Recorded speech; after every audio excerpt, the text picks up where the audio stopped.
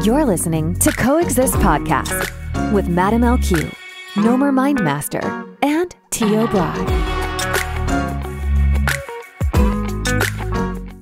Welcome to Coexist Podcast, Season 2, Episode 37. Yes! Yan. At syempre, bago magsimula, energy update muna. Energy update ka agad. O sige, game. Ano ba? Syempre, Pluto in Aquarius. Official na. Yung Pluto, yung last na planeta sa solar system na pumasok sa Aquarius. So, happy birthday sa mga Aquarius dyan, tulad ko. Yes! Aquarius season. And also, the fact na yung Pluto is in Aquarius na mapapansin nila the last 2 weeks, may mga last hura ng Capricorn. Yes! So, depende yan kung anong house yung Pluto mo. There are 12 houses. Nagputol ng sungay, no? Parang ganun. Tapos na yung mga laban-laban. Ang ngayon, patalinuhan na dahil Aquarius na, wisdom na. Yan. So, we are paving a new season of collaboration, tama ka? Yes. Community. It's going to also pave way for decentralization. Kaya yung crypto, lalo yung magpo-flourish. And also spiritual communities. Yes. Mga magkikita-kita na finally yung mga soul tribe. Magkakaroon ng mass awakening. Yan. Kaya pala makakasama natin si Marvin Pabis. No? Another mass awakening ang mangyayari. Magkikita-kita yung mga soul tribe. Yan. Ano ba yung soul tribe? Yan yung kagrupo ng soul mo bago ka pa bumaba dito. So isa kayong magmi-meet uli. Yan. So ibig sabihin yung mga natatabas hindi mo kasama sa soul tribe yun. Malamang sa malamang. Malamang sa malamang. Actually, yung mga natatabas, kasi di ba nag-shift tayo ng new era na Pluto in Aquarius. So, para siyang new era for the next 20 years. Yes, So, yung mga nalagas ngayon, sila yung mga end na soul contract na hindi mo na kailangan sa era na to. So, kailangan may mag-end to give way for new. Kaya mapapansin nyo, marami nagra-rise up to the surface na old patterns. Si ganito, hindi mo last na takal mong di nakita, biglang boom. Biglang may Sabi kasama pala siya doon sa next chapter. Kaya nag-appear ganyan. Or tinatapos lang. Or yun. Tinatapos lang talaga. Kumbaga yung meron kayo unfinished. Buti na lang wala pa ako nakikita. Hay. Yun na lang. Nakita mo nga si ano. Ay, oo. Noong isang gabi. Sino yan? Sino yan? Isang gabi. Mamaya na off-air. Blind item natin yan. Off-air. So, ang topic natin ay related sa ating energy update. Yes, Age of Aquarius. Yung mga tawag dito, ibang energy update, yung like mga full moon. Hindi na natin di-discuss yun kasi every month naman, meron naman full moon and new moon. Basta, long story short, for this month of February, meron 2 eclipse, full moon eclipse. Hindi, March. March ba? Sa March yung eclipse. March. Ayun. Yung eclipse. So anyway, magandang mag-pave ng way for our topic for episode 37 is from Pluto Aquarius to let's discuss Age of Aquarius. Yes. Diba? Ano ba, parang sa spiritual community pinag-uusapan nila Age of Aquarius. Okay, maganda siguro bigyan mo muna ng brief history. Ano yung mga ages dati, yung kinikwento mo. Ang age kasi, ang isang age is about 2,100 years. 2,100 years. 2,167 to be exact. Kung mapapansin nyo, maraming sumasamba dati sa kalabaw. Sa baka. Holy cow, di ba? Yes. Or the bull worship. Oh my God, I ate my God. Exactly. Di ba? Sa India, ganon, di ba? And nag-stick yung nag-stick pa rin sa kanila, hindi sila nag-evolve. Even sa Egypt, they worship the bull, 'di ba? So 4,000 years ago, it was the age of Taurus.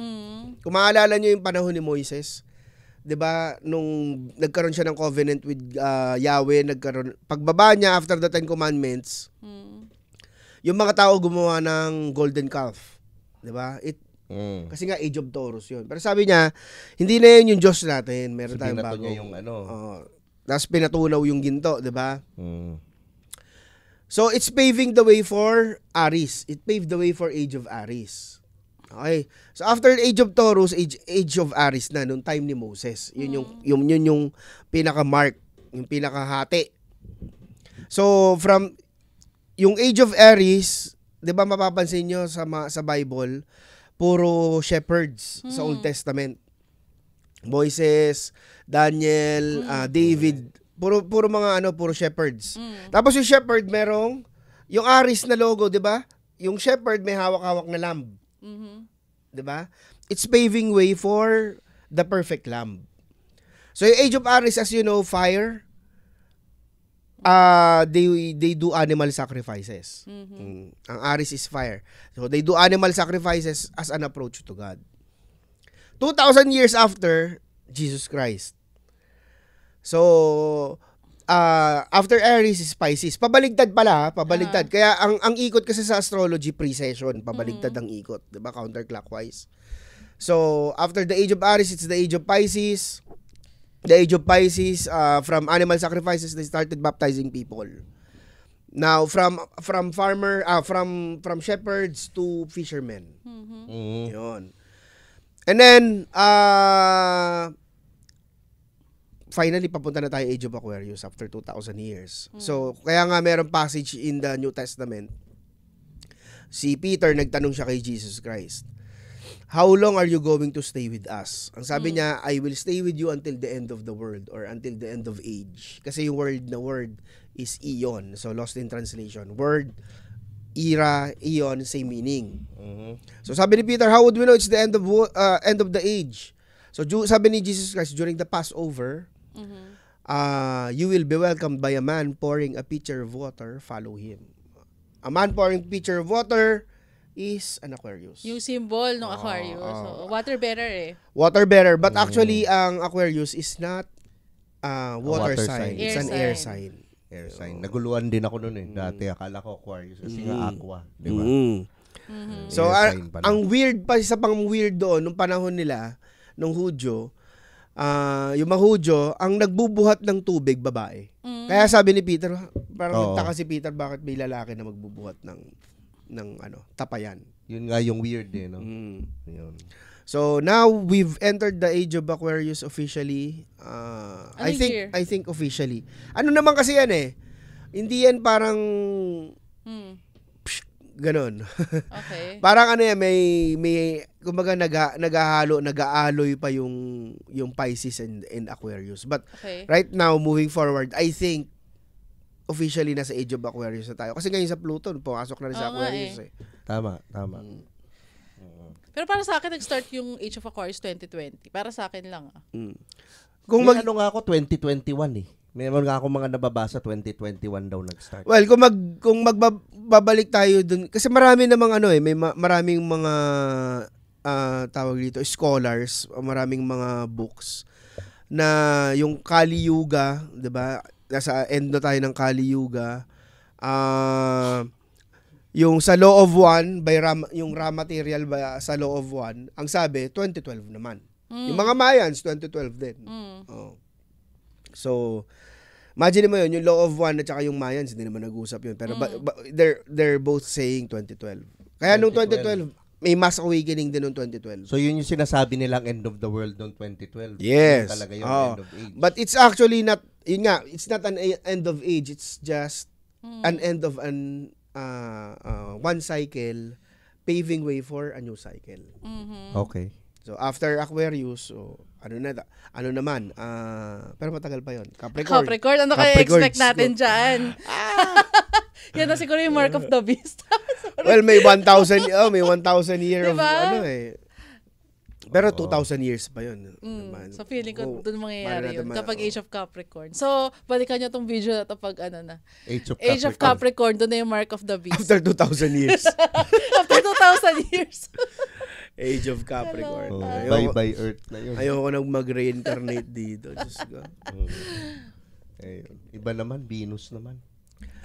Ano pa bang pwede pag-usapan about Age of Aquarius? So, ano yung mga i-expect natin na mga mangyayari with Age of Aquarius and the Pluto na nasa Aquarius ngayon? So, ang Pluto kasi is about death and rebirth. Sa transit ng Pilipinas, may nakikita ako September. Yan. Yan. Ano kayang transit yan? Pwede mo bigyan ng ano? Yan. Nakikita ko pwede magkaroon ng ng pagpapalit ng regimen or ng pagpapalit ng batas or katulad ngayon pinag-uusapan yung Charter Chacha, change. 'di ba? Yung charter change. Maaaring matuloy. Tapos Oo, tama naman. It's about time. Dahil kasi panahon pa ni Marcos yung charter natin eh. kasi yung Age of Pisces is about duality. Mm. Ang Age of Pisces is about duality, balance nung dalawa. Mm. Ang 1987 Constitution natin is bilateral, meaning may Senate, may House of Representatives at saka Senate, 'di ba? So may mga congressman, may mga senator. So may duality. Mm. Ang gusto nila mangyari doon sa Chacha, 'di ba? Parang talaga, parang tawag rito, may prime minister, parang ganoon yung gusto nila mangyari. Parang maaaring mangyari. Tingin niyo ba maganda yon sa Pilipinas? It could work. The idea of it para sa akin maganda, pero depende kung sino nandun. At the end of the day, sino nakaupo, di ba? Pero kasi nasubukan na natin yung duality. Obviously, it didn't work. What if ito yung bagong transformation na magdadala sa atin dun sa di ba? Tapos Age of Aquarius pa, syempre air sign. So lahat ng mga bagay na nasa air. Pwedeng ang travel industry, mga flights, tama ba? Pwedeng pumutok. Internet, lalong puputok. Cloud-based, .com. Kaya, ultimo pera, hindi na fiat. Mapunta talaga ano sa... yung fiat? Yung ginagamit mong pera ngayon. Okay. Sabi nila baka daw within this next 20 years din daw, since yung Pluto nasa Aquarius, may bago mag-emerge na bagong phone brand na tatalo sa Apple. Wow! So exciting! Tignan natin yan. Lalo na uso na ngayon yung mga AI phone, di ba? So, ano pa ba? Kasi yung, since Aquarius is also parang air sign, hawak din niya yung mga energy eh. Kaya mag-evolve daw. Para mahati daw yung mundo sa dalawa. It's either, yung isa daw spiritual world, tapos isa naman puro technology, AI, crypto. So parang mamimili ka kung saang world ka mabubuhay. So parang siya, parang ang sinasabi ni Dayan dito is yung split ng Earth na New Earth. Not on a literal sense na magiging dalawa yung Earth, but Energy, your reality, yes. you live in either of the two. Parang ganito, halimbawa sa radyo, 'di ba? You're tuning into halimbawa sa isang frequency. But it doesn't mean walang ibang frequencies na tumatakbo. You're just tuning into one. So, meron ding ibang frequencies pa. So, yung sinasabi ibang na... radio station. Iba-ibang radio station. So, sinasabi na din dito, it's either yung frequency that you're vibrating at, pwedeng nandun sa technology-based or dun sa spirituality. Yes. Tapos sabi nila, everything na in between, kapag hindi ka daw namili doon sa dalawa, parang doon mo daw ma-feel yung parang anxiety, depression, may mga ganun na prediction ngayon for the age of Aquarius. Okay. Tapos yung mga Aquarius sign naman daw, since yung Pluto is tumapat doon sa sign nila, sila yung makaka-experience ng massive na death and rebirth to. So, shout out sa mga Aquarius. Shout out sa iyo. Shout out sa akin. Pero, I mean, ito para sa akin lang Ang observation ko kasi sa mga anxiety and depression or anything na ganun, hindi ko siya tinitignan as... Trigger warning, Hindi ko siya tinitignan as mali.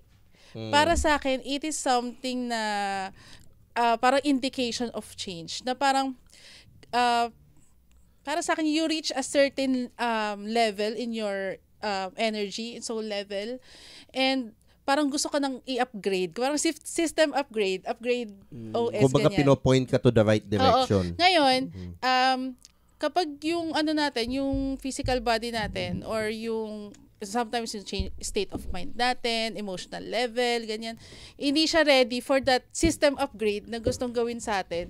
Nagkakaroon tayo ng anxiety and depression. Kasi parang nire-resist natin yung change na gustong mangyari. Pero once you surrender to the flow, you let it go. Tapos parang minsan kasi nagkaka-anxiety kasi yung change eh. Parang ang hirap kasi sa atin gumawa ng change because you don't know what's coming, 'di ba? And pero kapag ginawa mo 'yun, tapos sasabihin mo, ay okay pala. Parang doon na magiging okay. So para sa akin, every time na makaka-experience kayo ng anxiety and depression, think kung ano yung gustong pabaguhin sa inyo ni universe or ng divine. Kasi binibigyan niya kayo ng system upgrade. Na para siyang signal warning na, uy, system upgrade. So parang Tama naman. Tama naman. Kasi di ba, Ano ka cellphone? well, kung ang pinaka-accurate talaga, nasa simulation tayo. So you have to really think na you're also a device or whatever. Yeah. That needs upgrading. 'Di ba pag katulad nga sa phone 'di ba? Pag hindi ka nag-upgrade, bumabagal ka. Hindi ka makasabay dun sa mga bagong downloads, hindi ka makasabay dun sa mga Magiging obsolete. Aabot ka sa point na obsolete ka na, no? So ayun. Nakakatuwa lang. Well, para sa akin ang view ko naman kasi talaga sa anxiety and depression, the reason that you are feeling that, which actually bangga din dun sa sinabi mo, is that kaya ka may negative emotion mainly because merong resistance with objective reality. So halimbawa, ang objective reality is on this level. Tapos ikaw, nandito ka sa level na to. Nire-resist mo yung Change. Sometimes hindi pa nga change eh. Sometimes it's just a regret. So may regret ka kaya ka anxious or meron kang hindi napapatawad. You're, 'di ba? Parang may galit ka. So ang nature of reality is that it's just full of love. It's just full of light, wisdom, 'di ba? So that's when you get your anxiety and depression. So the reason that you're depressed is that because your soul is yearning for deep rest. Deep rest from thoughts na not in alignment with the objective reality, the divine reality. So which is tama nga. So kung ang earth is ever evolving. As you know, kung alam niyo yung mga solar flares, ang akala kasi ng mga karamihan sa tao may survey pala. Akala nila yung sun naka-station lang. Akala nila tapos nagre-revolve yung mga planets. Hindi, yung sun gumagalaw din. Oo, saan umiikot yung sun? Yun ang lahat ng bagay na celestial body merong ino-orbitan. Okay, ang tanong ano? Pwedeng may central sun. Okay. We don't know. Kasi hindi observable kasi sa sobrang laki. Now, habang nagta-travel yung sun, merong mga parts dun sa vacuum of space na energetically mas mataas. So, thus, yun yung sinasabing nagta-travel. Thus, the vibration of Earth tumataas din. Kaya sinasabi nilang pwedeng mamatay ang internet, mamatay ang because of the solar flares. Yun. Which is actually, nakikita ko naman yung mga solar flare is, pang DNA upgrade ng mga ng mga tao. Oo. Now, hindi lang namin to sinasabi ngayon na nabasa namin sa ANA or napanood sa TikTok o sa YouTube. Na-observe na namin to for how many years. Na-observe na rin namin yung mga changes. So, kaya meron kami kahit pa paano, hindi kami, we're not just blurting out gibberish here. This is coming from experiential relevance. Saka nafe-feel natin itong tinan mo nga ngayon, no? That time may tangkaso halos, di ba?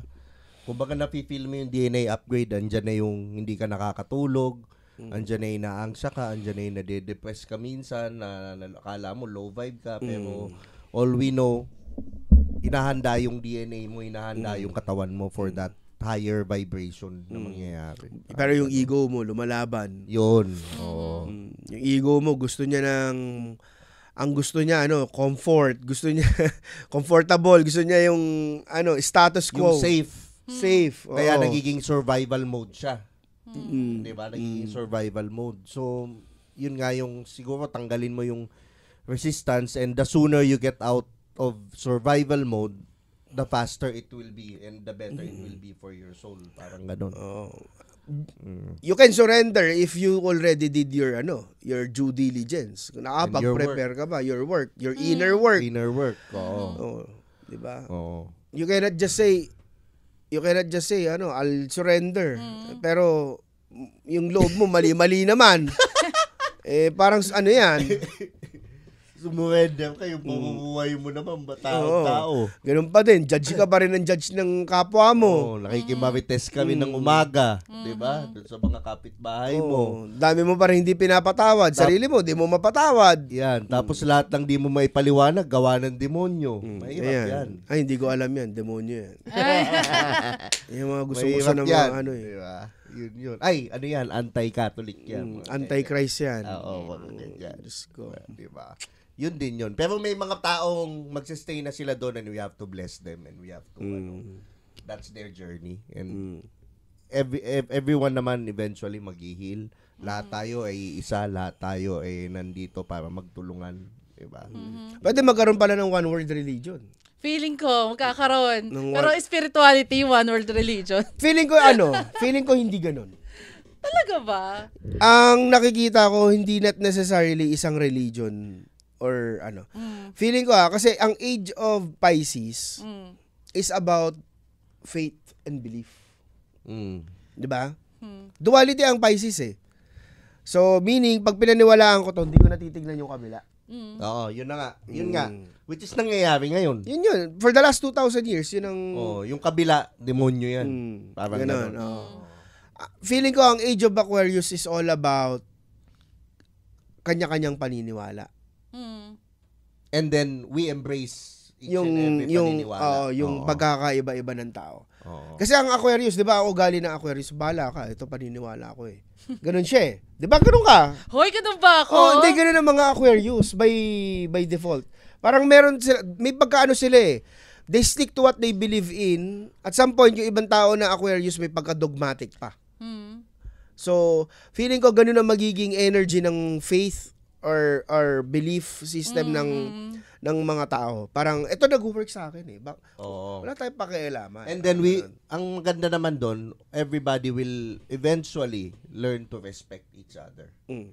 Actually, ang pinaka-isang cosmic joke, Kung hindi man mangyari yun, pwepwersahin niya eh. Tingin ko eh. so, yung iba, medyo unpopular to na opinion ko yan. Unpopular opinion ko yan sa mga nasa spiritual community. Kasi ang spiritual community, they believe na magkakaroon ng oneness. Okay. Okay, magkakaroon ng oneness, meaning magkakaroon ng iisang paniniwala, isang government, isang whatever. Actually, yun yung joke dun eh.